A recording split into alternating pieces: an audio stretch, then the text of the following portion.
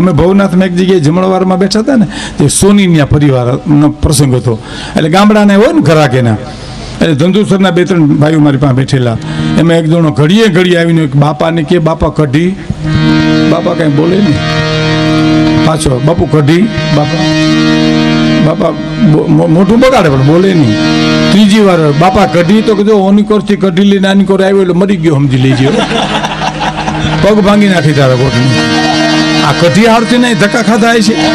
એ મુદો લિયાય,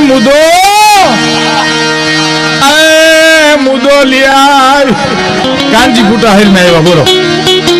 કાંજી ફૂટા ભારત. હા, જો આ સિતાર વગાડતા કાંજી ફૂટા ભારત. ઓહો હો, દુવાનો ઉપાડ કેવો કરતા. વિધેલા વિદાય વૃંદાવનમાં ફરે, તારું જંતર વગાડ મારા જીવતા આત્મા ઠરે. મેલી મેલા ભોગવે, મેલી મેલા ખાય, જેને બેડે મેલડી એના ડાલી દર બધા જાય. અદ્ભુત શૈલી સાહેબ.